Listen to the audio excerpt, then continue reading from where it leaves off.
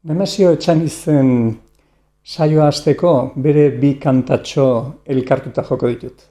Errekatxo kantari eta Paristik natorren.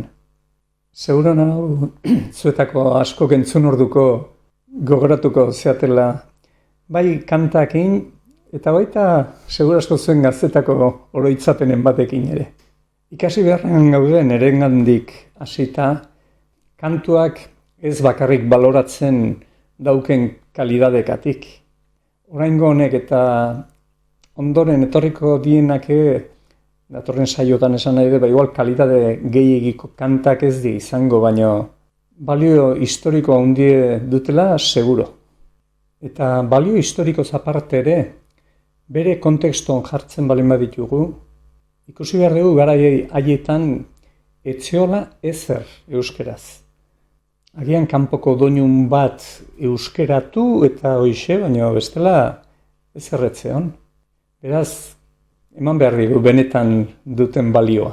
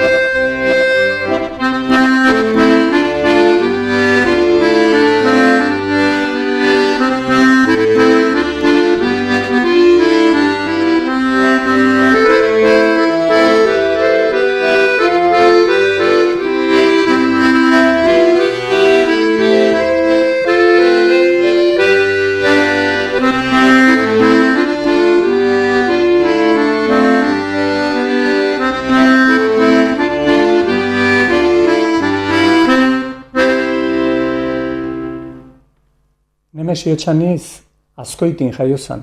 1889 urtean eta Donostian hil zen 81 urte zitula. Euskal Herriarekiko eta Euskarakiko konpromezu jarreragatik nabarmendua izan da Nemesio. Bea apaiza eta idazlea izan zen. Baina gurean Euskal doinuetan lan aipagarria egin izanagatik ekarriko dugu. Segur asko antzerkigintzan eta beste arlo askotan agian lan gehiago egingo zuen eta rekonozitua da hortan. Baina kantu eta doinuetan ekarpen handia egin zula ez da inongo zalantzaik. Lan aipagarri esaten detenen, ez du esan nahi ikaragarrizko kalitateko kantak egin zitunik. Ez erretzegon garaian bere ekarpena oso balioan jartzeko delako baizik. Oso importante iruditzen zait, ez erretzeon garai hartan, berak ezagun egiten zien kanpoko doinuk ekartzen zituen eta euskeraz letrak egiten zituen, jendeek euskeraz kantatzeko aukera izan zezan. Beste aukera iketziola konturatu zen eta horre lan handia egin zuen.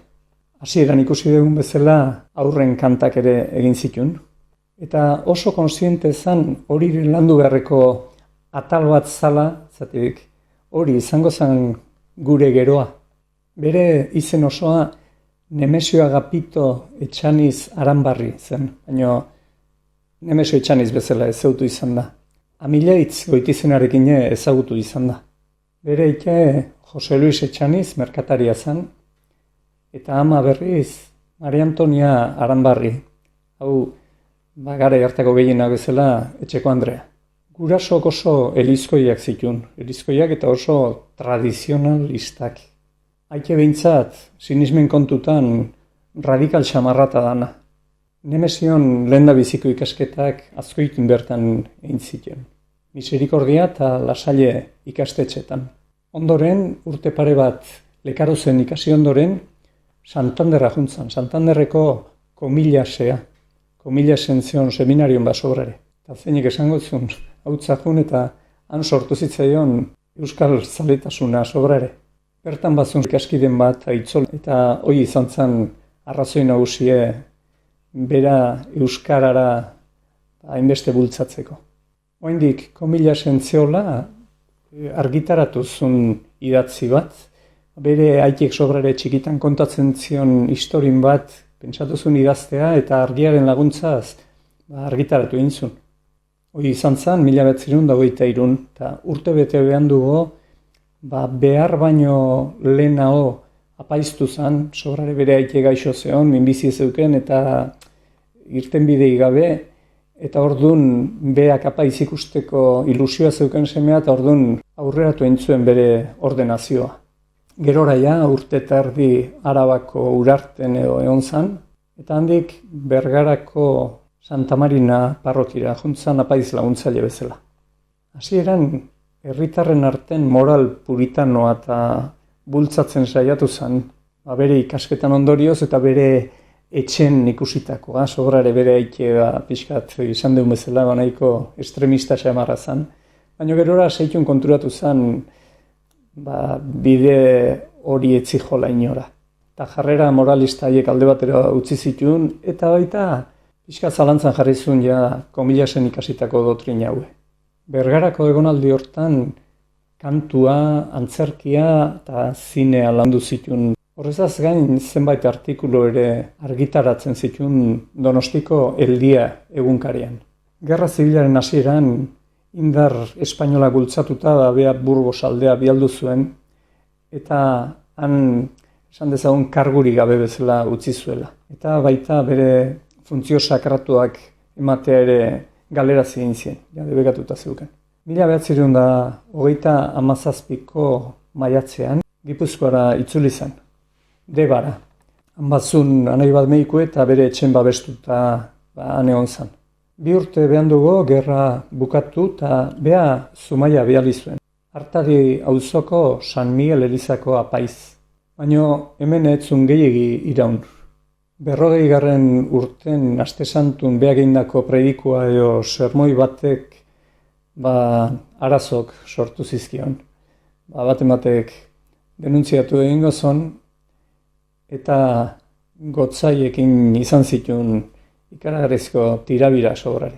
Irakurri izut zer esan zon. Hola, entzun da ez du ematen pekatu ikaragarri izango zanik baino nahiko tirabirak sortu zituen sobrari. Erregeek, lehendakariek, generalek eta gainerako buruzagi militarrek guduak irabazteko eta gerran nagusitu ahal izateko beste batzu bialtzen dituzte aurrea bizia arriskatzera. Jesukristo ordea bere bizia bakarrik sakrifikatuz gailendu zen. Garai hartako Gipuzkoako gotzaia Francisco Javier Lauzirika zen da honekin eztabaida latza izan ondoren Nemesio pentsautzen Erroma jutea, laguntza bila. Baina hane apenas laguntza hondik jasozunik. Handik aurrea apaiz jarraitu bazun ere gotzaitegirekiko harremanak erabat etenda edukizitun. Urrengo 10 urtetan Deban egon zan, eta bertan ospitalen mezak ematen zituen da hortik bizi zan. Kristau izatearen garrantzia erabat barrun zeuken, eta euskalgintzari eta gerra ondoren zapaldutako euskaldunen eskubideak defendatzeri ekin zion. Antzerki talde bat sortu zuen, Alostorrea izenekoa. Eta bertan lehendabiziko lana egin orduko gobernadore zibilak deitu zion. 1958an agintari zibil frankistei gutunak bialtzen hasi zen. Euskaldunen eskubideak zapalduak ikusten zitula eta pixka bat hori salatzen. Bere kristau sinismenean oinarrituta baita, pentsatu zuen gobernadore zibilaie idatzi behar ziola. Eta gutun hoitako baten hauxe jakinarazten dio. Inoiz eskutitz hauek argitaratzen badira, ez da izanen nik ospea irabazi nahi dualako. Baizik eta Euskal Herria jakin dezan, apaizak ez gela mututurik egon podere publikoaren bidegabekarien aurrean. 1950an debatik Azkoitia aldatu zen, bere sorterrira. Eta hemen erdera nagusituta zala ikusteak erabat mindu zuen. Eta euskal giroa berpiztearen premiaz ohartu zen. Garai hartako pentsalari euskaldunekin bere tirabirak izan zituen, hauek esaten zien kultura saiatu behar zala indartzen eta sendotzen, eta honek behiz esaten zuen dana berritu egin behar zala, haize freskoa ekarri behar zala, eta antzerki lan berrik egin behar ziela, dantza berrik behar ziela, euskal kanta berrik behar ziela. 53. urtean Donostian kokatu zen. Eta parrokirik ez bazeukene, erreparadoran konbentu neunero ematen zuen meza. Gipuzkoako hiriburuan euskal kulturaren alde lanean ari ziren euskaltzaleekin jarri zen kontaktuan. Bertan zeren Antone Maria Labaien, Manuel Lekuona, Carlos Santamaria, Elbira Zipitria, gogoratuko ze ikastolan alde zenbat lan egin zuen Andra honek. Eta Nemesio beraien babesean alor askotan haitu zen lanen. Euskara irakasten, irrasaioak egiten, La Voz de Gipuzkoan, antzerki lanak idazten eta euskal zenbat lan gehiago. 1956. urtean, ezkutuan Parisen antolatutako lehen Euskal Mundu Biltzarrean parte hartu zuen. Frankismo giroak itota bertan erbesteratuta geratzeko zalantzan egon zen, baina berriro bueltatu zen Donostira. Ikusten zuen bere egin beharra hemen zeola eta beharrak horrela eraginda eta bizitzea egokitu zitzaion garaia zala eta era askotako lanak egin zituen hamarkada hartan. Arrate, Segura, Loiola, irratientzako gidoiak egiten zituen. Ez dokan mairun hasierako bileratan Nemesioan egontzan da parte hartu zuen. Lehenengo ikastoletako omentzakore kantak prestau zituen. Zeruko argiako testuak idatzi eta itzuli beste batzuk. Kanta-kantari izeneko kantutegia argitaratu zuen baita Nemesio Etxanizek. Kantutegi horren hitzaurrean garbi gelditzen da garai hartako euskal musikaren egoera zeintzan. Abesbatzetan kantatzeko doinuak, otsoten musika eta herri kanta tradizionalak kenduta, etzion ezerre euskal kantagintzan.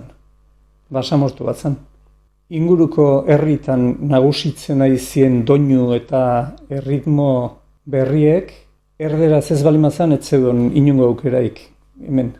Kezka horrek akuilatuta kantagintza berritzeko beharra oraindik eta nabarmenago ikusten zuen berak. Bea hasi zen zenbait tango, rumba, txa-txa-txa, pasodoblek eta modako beste doinu batzuk moldatzen eta euskeratzen. Eta harren ekarpenak ondoren segida izango zuen. Laster egoera irauli zuten beste talde batzuk sortu ziren. Baina hauek ondorengo saiotan ikusiko ditugu. Esan dezakegu tunelaren ilunpean argi pixkat ikusten hasi zala. Beraz garbi dago Nemesio Etxanizek zer esan da zer ikusia handia izan zula euskal kantagintza berria esaten dugun hortan. Lehen esan dugun bezala eta ikusi dugun bezala jo dituten kantutan aur kantak egiten haitu zen, Paristik natorren horrek euskal kanta askoren egitura bera dauke. Estrofa bakoitza aurrekoarekin lotu behar da, eta pixkat jolas modura baita, eta aurrentzako erakargarri pixka bat izan zedin, ez da. Bukatzeko Jon Mari Torrealdaik Nemesio Etxanizei buruz esandakoa irakurriko dizut. Apaiz bezala erantzunkizun handiak izango zituen, baina elizgizon honek euskal kultur eragile bezala are handiagoak hartu zitula esatera ausartuko naiz. Azko eta Aita Donostiaren kantutegitik haratago, euskal letrak munduko doinoekin lotzen egin zuen eginala ezin utzi aipatu gabe. Nemesio Etxaniz izan baitzen 50ko hamarkadan euskarazko tango, txa-txa-txa, samba eta pasodobleak sortu zituna. Horregatik, 60. hamarkadako abeslariek hainbeste maite zuen. Bukatu aurretik, Antoni eta Anton joko dut, Nemesio Etxanizen kantua, baina oinarria ikusten da antzerki mundutik etorriko da. Hainbeste lantzen zuen antzerki mundua, hori kanta hortan baita Anton eta Anton inarteko tirabirak, ez da. Saiatuko naiz registro desberdinekin jotzen Antonek kantatzen dunen edo Antonik kantatzen dunen nabarmen izan dedin. Eta azpin idatzita jarriko dizut, zuk ere bikotea balima dukezu, bion artean jolas hori egiteko edo.